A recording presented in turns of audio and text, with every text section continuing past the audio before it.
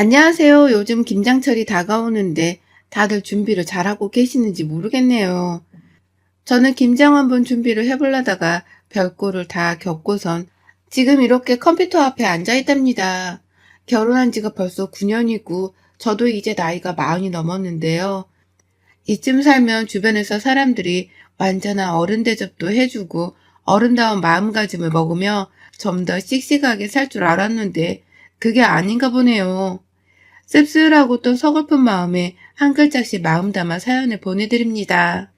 저희 남편은 4대 독자 외동아들이에요. 말만 들어도 숨이 턱 막히시죠. 저 또한 그랬답니다. 대학 선배의 소개팅 주선으로 남편을 처음 알게 되었고 저희 둘이서 연애만 3년을 넘게 했었어요. 남편이나 저나 번듯한 직장이 있었고 서로 집안 자체가 그리 기울어지는 편은 아니어서 마음만 먹으면 언제든 결혼을 빨리 하는 것도 가능했었는데 그냥 이른 결혼이 하기가 싫어서 저의 독단적인 의견으로 미루고 미루다가 식을 올린 것이었습니다. 이유는 앞서 말한 사대독자라는 남편의 그 부담스러운 타이틀 때문이었고요.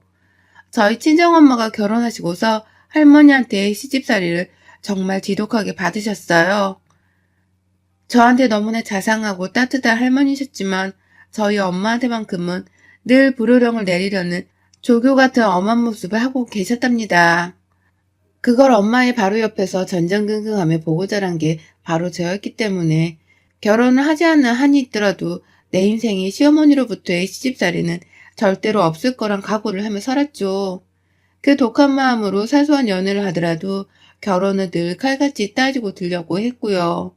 지금의 남편을 만나기 전에 딱 한 번 결혼을 하고 싶다고 생각한 남자가 있었는데 그 엄마 되는 분의 성격이 얼굴에서 다 드러날 정도로 드세 보이는 걸 보고서는 가차없이 뒤도 안 돌아보고 이별을 고했습니다. 남들은 이런저를 보면서 경우 없는 여자라고 손가락질을 할지도 모르겠지만 전 이런 제가 늘 불쌍했어요. 멀쩡한 시어머니가 뭔지에 대해서 접해본 것도 없고 겪어본 것도 없었기 때문에 트라우마를 안고서 이리 까탈스레 구는 게 아닌가 했거든요. 그래서 더더욱 결혼에 있어서만큼은 신중해지고자 했습니다. 그 시절 받는 스트레스가 결혼하고 나면 더욱 피해가 될 것이 불보듯 뻔했기 때문이었어요. 그런 의미에서 4대 독자 귀한 남의 집 아들이라는 남편이 너무너무 부담스러워 생각도 하기 싫었었고요. 하지만 결혼을 하게 된 것에는 의외로 시아버지의 역할이 컸습니다. 남편의 오랜 기다림 그리고 끈질긴 구애에 한번 져주는 셈을 치고서 시댁을 방문했던 날 저희 집이나 시댁이나 다 서울 안에 있었기 때문에 한번 인사드리러 가는 길은 상당히 수월한 편이었었죠. 그런데 시아버지가 저 온다면서 아파트 앞까지 내려오셔선 저를 마중 나오셨더라고요. 자기 집 귀한 아들이 데려온 여자는 더 귀한 사람이라고 하면서 말입니다. 어찌나 인상 깊고 또 감동스럽던지요. 얼떨떨한 환대를 받으면서 시댁 안에 들어가자 시어머니는 그리 막 살갑고 다정하지는 못해 보이셨으나 저를 마찬가지로 환대해 주셨어요. 귀한 손님 온다고 해서 새벽같이 요리를 했는데 마음에 들런지 모르겠다며 쑥스럽게 밥상을 차려내 주시던 그때 그 어머님의 표정은 아직도 생생하네요. 평생을 불효령만 내릴 것 같은 독한 시어머니의 모습만 보고 듣고 살았는데 이런 시어머니가 정말 있긴 있구나 싶었던 마음에 저 개인적으로도 많이 놀랬었답니다. 가족들끼리 대화를 나누면서도 말을 아끼고 조심하려고 노력하는 시부모님의 모습에 감동이었고요. 시어머니는 숫기가 없으신지 자꾸만 부끄러워하고 눈도 저랑 못 마주치는 바람에 제가 많은 걸 간파할 수는 없었지만 저를 끝까지 손님 대접해주라 하면서 챙겨주는 시아버지의 모습에 이 남자랑이 결혼을 해도 되겠다 싶은 생각이 들었죠. 그래서 연애 3년을 했다가 결혼을 반년도 안 되어 후딱 치러버렸었답니다. 소박하게 소수의 인원들만을 모아놓고서 시댁에서 믿는 종교라는 기독교 예식에 따라 교회에서 식을 올렸고요. 결혼을 하면서 이 집에 제사가 없다는 것도 전 정말 마음에 들었어요. 남들은 대부분 명절이나 제사 문제로 인해서 시댁이랑 고부 갈등을 유발한다고 하는데 나한테는 적어도 싸움의 원인이 될 일이 적을 거라고 장담을 한 거죠. 시어머니도 우리 집엔 제사가 없어서 며느리는 그냥 명절에 쉬기만 하면 돼. 라며 몇 번이고 저한테 그걸 자랑이라고 은근슬쩍 말씀을 해주셨었고요. 하지만 결혼하고 시간이 흘러 2021년이 된 지금까지 저는 늘상 그때의 어머님이 저에게 사기를 쳤다고 밖에 생각을 하질 않습니다. 무조건 시어머니가 저한테 사기를 쳤다는 거 말고는 설명이 안 되는 세월을 겪었거든요. 결혼하고 나니 이 집안에는 정말 제사가 없었어요. 하지만 저에게는 집안에 제사가 없는 대신 저를 괴롭힐 만한 것이 따로 있었답니다. 바로 시어머니셨죠. 숫기도 없고 눈도 잘 못 마주치고 며느리가 손님이라면서 그리 극진하게 대접을 해주던 첫 만남에서의 시어머니는 온데간데 없어졌어요. 저희 부부가 결혼을 한여름에 했었는데 그 후 맞이했던 추석에서부터 본전을 뽑아두려고 하셨죠. 제사가 없다고 하길래 뭘 하려나 싶어서 의아한 마음에 시댁을 갔더니 어머님께서는 저에게 대뜸 고무장갑부터 끼얹어 주시고는 냉장고를 치우라 하셨습니다. 엄마들은 꼭 냉동실에 비닐봉다리로 꼭꼭 싸서는 오만 음식들을 다 집어넣어 보관하시잖아요. 그런데 시어머니는 그걸 다 하나하나 놓기 전에 꺼내보고서는 뭐가 뭔지 비닐봉다리 밖에 매직펜으로 적어 놓으라고 시키더라고요. 본인이 요리를 하면서 바로바로 알 수 있도록 말이죠. 처음에 왜 이런 걸 나한테 굳이 명절날 시키나 싶었고 얼떨떨한 상태로 일단 냉장고 정리를 시작했습니다. 당연히 한두 시간 걸리는 일도 아니었고 거의 반나절을 내내 냉장고 앞에 붙어있느라 허리가 나가는 줄 알았어요. 그런데 그 와중에 남편이 저를 도와주겠다고 근처에 오기만 하면 넌 좀 이리 와봐. 엄마가 할 말이 있어. 라고 하면서 불러내셨고 급기야 시아버지랑 남편한테 밖에 가서 장을 봐오라며 괜한 심부름을 시켜선 집 밖으로 내보내기까지 하셨어요. 그때 저는 눈치로 딱 알아차렸죠. 지금 어머님이 나한테 하는 짓이 바로 내가 극도로 경계하고 또 저주했던 시집살이라는 것을 말입니다. 그리고 그날 당한 그 어처구니없는 냉장고 청소는 매 명절마다 계속되었답니다. 1년에 설이랑 추석이 딱 2번 있잖아요. 시집을 가고 나서부터는 명절들이 제가 시댁에 가서 어머님네 냉장고, 냉동실을 통으로 정리해드리는 날이 되었고요. 딱 그것만 시키면 차라리 입 딱 다물고 청소만 열심히 했을 텐데 어머님은 오만 살림을 다 부탁하셨어요.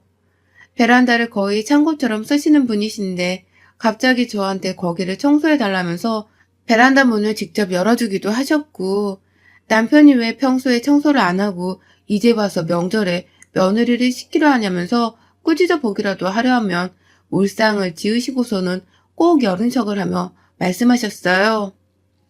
내가 청소 말고는 할 게 없는데 우리 며느리랑 같이 좀 해보려고 한다. 라고 말이죠. 남들은 제사 때문에 며느리랑 머리 맞대고서 요리를 하는데 자신은 그럴 수가 없으니 머리 맞대고 청소를 좀 해보며 친해지려는 건데 뭐가 잘못된 거냐면서 얼마나 불쌍하고 애처로운 척을 하시던지요. 그러니 남편은 그런 어머님의 말에 입이 쏙 들어가선 거기까지 생각을 못했어. 그럼 나도 도울게. 라고 대답을 하며 싱글벙글 청소를 도왔고요.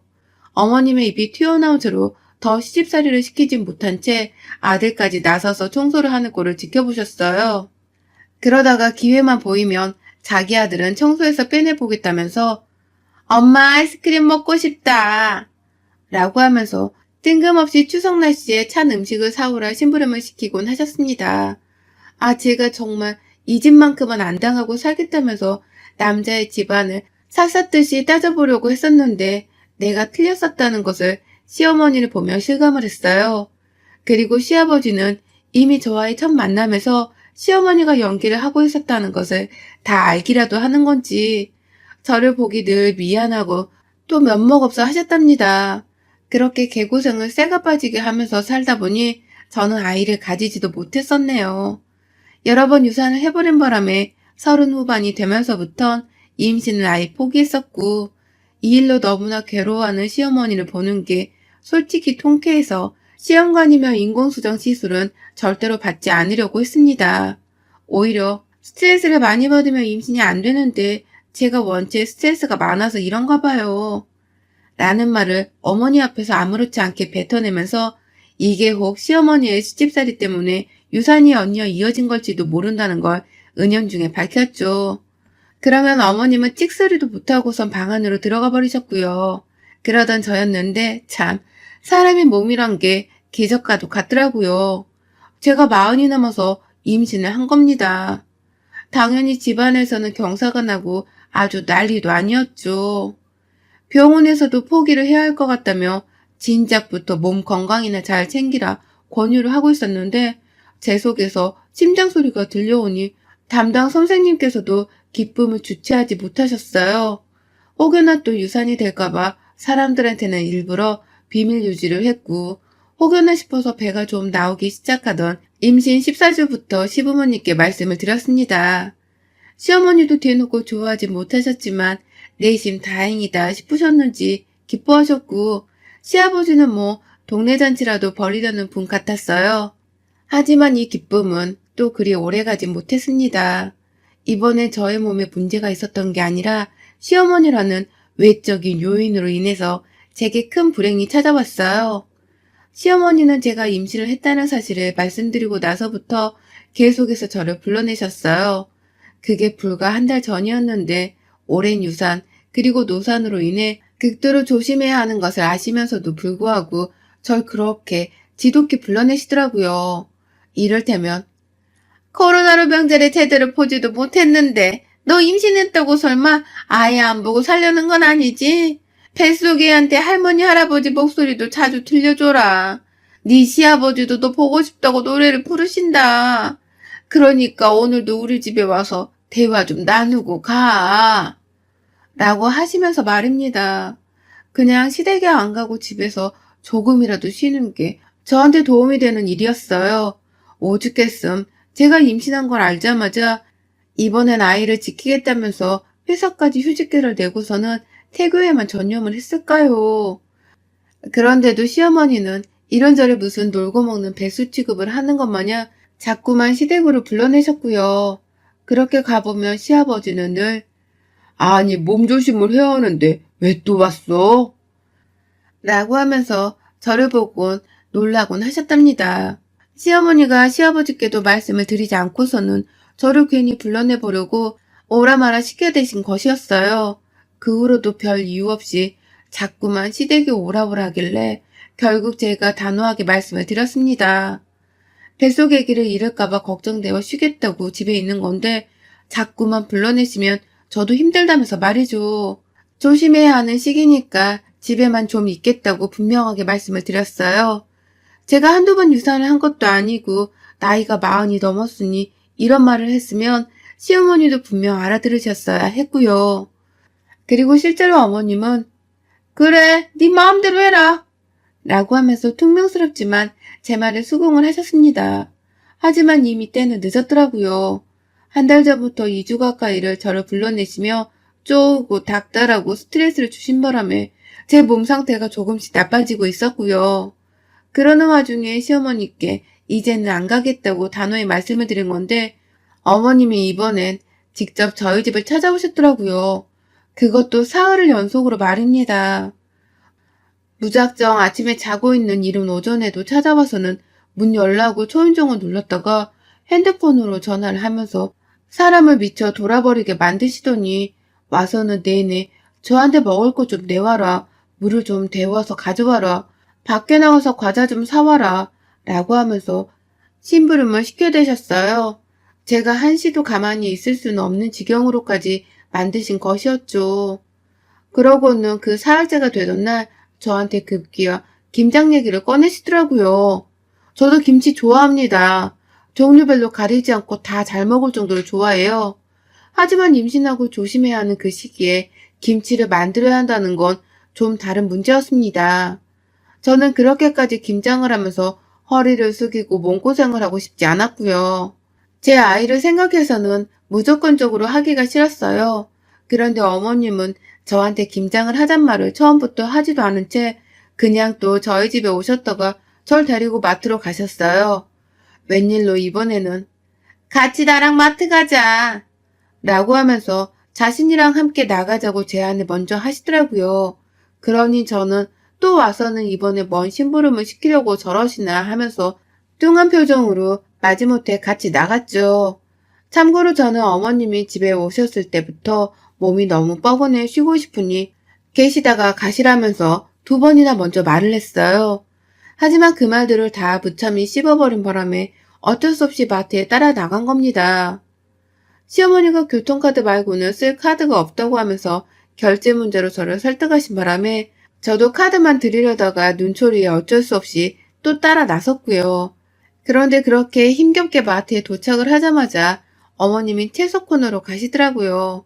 처음엔 배추를 보시길래 밀푀유나베 같은 샤브샤브라도 만들어 드시려는 건가 싶었습니다. 설마 그게 김장을 담그기 위해 사려는 것이라고는 제가 감히 상상을 못했던 거예요.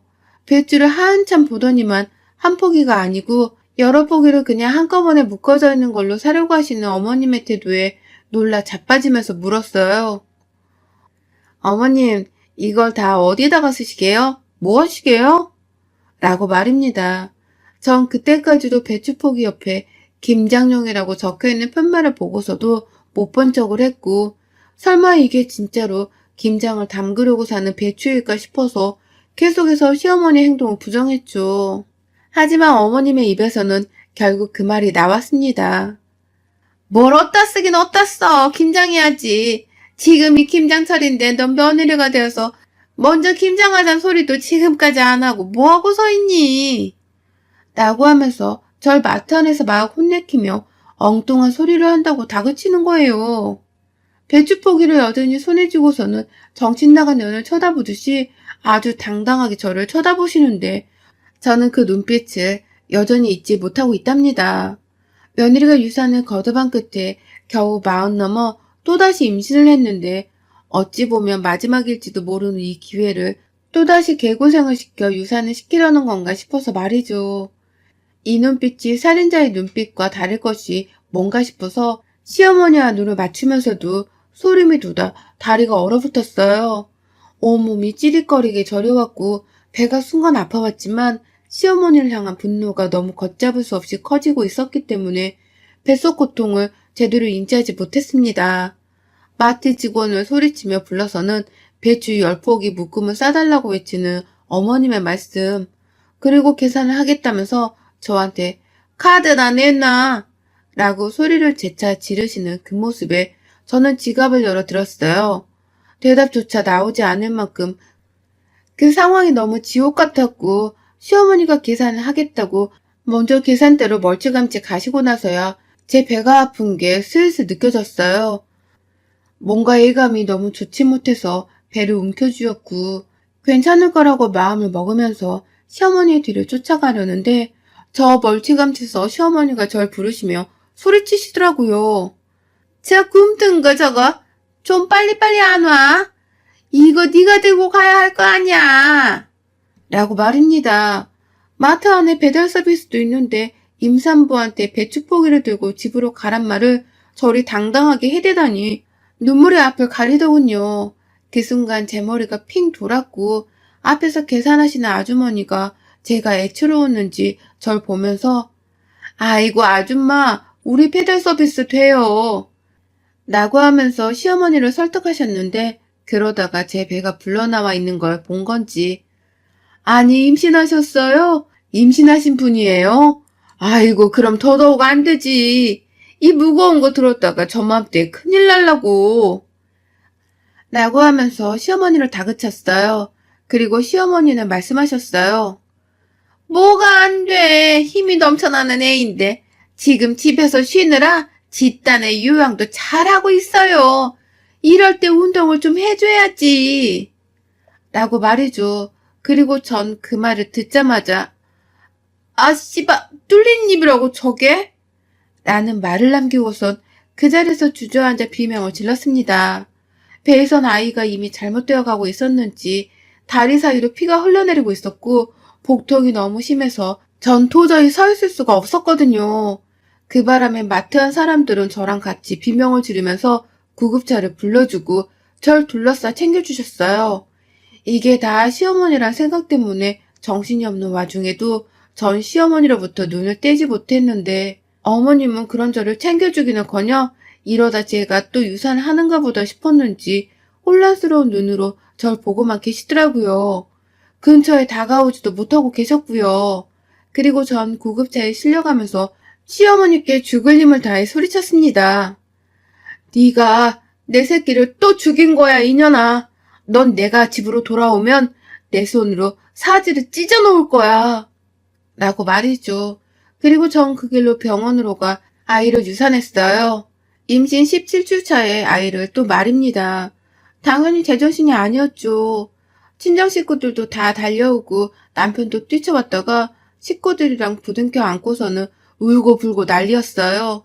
저는 아이 가는 길에 배웅이라도 해주고 싶었던 건지 잠깐 정신을 잃었다가 금세 깨어나선 배만 껴안고 있었고 시어머니 생각이 난다며 그 와중에도 입 밖으로 죽여버릴 거야.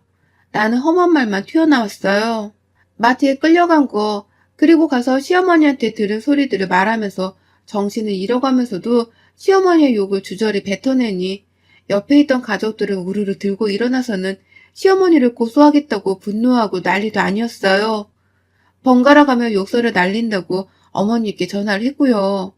나중에 시아버지가 병원에 오셨는데 오는 길에 시어머니로부터 뭔 말을 들었는지 아주 죄인이 되어서는 고개를 수그리고 찾아오시더라고요. 그런 아버님께 가장 대표로 화를 내면서 엄마 어딨어? 엄마는 뭐하고 아빠 혼자 와? 라며 소리를 친 건 제 남편이었고요. 결국 시어머니는 저를 보기 무서웠는지 끝까지 병원 근처에 안 오려고 하다가 저희 친정아버지가 남편이랑 시아버지 멱살 잡고 시댁에 쳐들어가는 바람에 저희 아버지 손에 질질 끌려 병원을 찾아오셨어요. 저는 그때 응급실에서 1인실 병동으로 옮겨졌고 나머지 가족들은 한꺼번에 병문안이 허용이 안 된다고 해서 다 나가 있는 참이었는데 저희 아빠랑 남편 그리고 시아버지랑 시어머니가 세트로 들어오대요.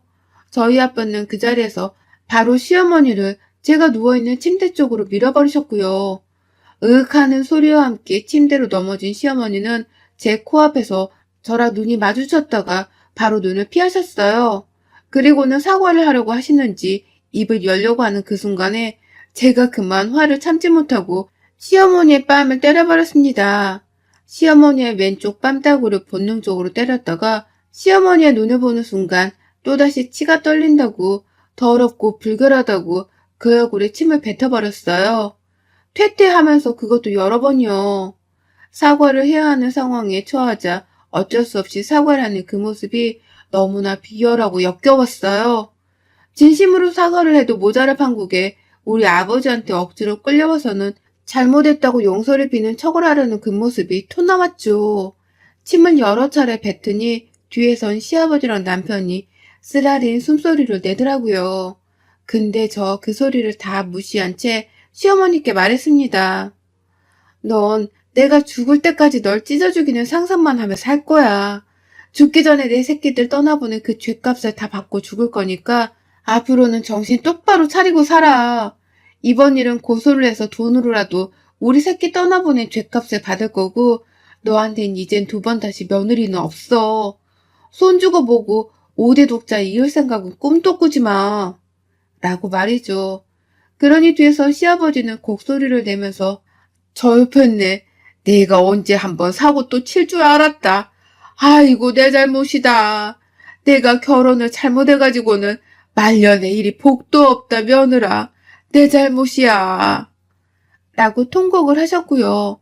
남편은 차마 자기 입으로 엄마를 봐달란 소리를 못하겠는지 저와 덩달아 화를 내면서 엄마 나가세요. 아빠 엄마 좀 데리고 나가세요. 당분간은 나도 꼴 보기 싫으니까 나가라고. 라고 소리를 쳤어요. 그렇게 시어머니는 울상이 되어서 뒤늦게야 울음보 좀 터뜨려 보려 하다가 시아버지와 저희 아버지 손에 이끌려 쫓겨나셨고요. 남편은 제 옆에서 같이 화를 내주며 제게 죄인 마냥 고개를 숙였죠. 저는 뭐 남편이고 뭐고 그냥 다 필요 없고 짜증이 난다며 눈을 감아버렸고요. 입원한 내내 저희 친정 식구들은 먼저 시어머니 고소건으로 변호사를 선임하셨고 저는 절대 봐주지 않겠다면서 무조건 강경하게 나가기로 했습니다. 남편도 제지 한번 하지 못하고 저 알아서 하고 싶은 대로 하라 했기 때문에 이참에 시어머니는 평생 안 볼 사람 대우를 하면서 막장의 끝을 보여줘야겠다 싶었어요. 이미 저희 엄마랑 이모들이 시댁에 우르르 몰려가서 시어머니 머리채까지 뜯어잡고서는 애를 되살리라면서 엄청난 복수를 하셨다고 하는데 솔직히 그걸로도 전 성에 차지 않았습니다. 마음 같아선 시어머니 뺨떡으로 하루 종일 때려도 시원찮았으니까요. 일단 제 친정 가족들의 도움을 받아서 시어머니를 고소하고 남편이랑도 더 살아야 하는지에 대해서 고민을 해보려고요. 남편은 지금 자기 엄마를 평생 안 보고 살 거라며 절연을 선언했는데요. 자식은 모르는 거니까요. 더군다나 외동아들인데 시부모님이 평생 연락 한번 먼저 하려고 하지를 않겠어요. 그러니 저는 지금 시어머니의 시자도 듣기 싫으니 확실히 절연을 하든지 나랑 차라리 이혼을 해달라며 남편과 결혼 문제에 대해 따지고 드는 중이랍니다. 그 정도로 이 집안 자체에 경매를 나서는 더는 붙어있고 싶지가 않네요. 이 사태를 어찌하면 좋을런지요. 아이를 잃고 잃다 또 잃었습니다. 나이 40이 넘어 말이죠. 마지막이었을 기회라 생각했는데 그 마지막 기회마저도 방심하다 시어머니로 인해 당한 저의 잘못이 크죠. 그걸 알기에 지금은 속죄하는 마음으로 시어머니께 할 수 있는 복수는 다 해볼 참입니다. 싸다구로 날렸으니 이제 당신 아들도 못 보게 하고 당신 며느리한테서 대접도 더는 못 받게 해드려야죠. 소송하고 돈 받아내고서는 나중에 죽으면 받은 재산으로 무덤도 파버릴 생각입니다. 며느리의 복수는 이제 시작이에요. 잘하라고 잘 해내라고 아이가 멀리서 절 응원해주고 있었으면 좋겠네요. 여러분의 생각은 댓글로 남겨주세요. 오늘도 시청해주셔서 정말 감사합니다.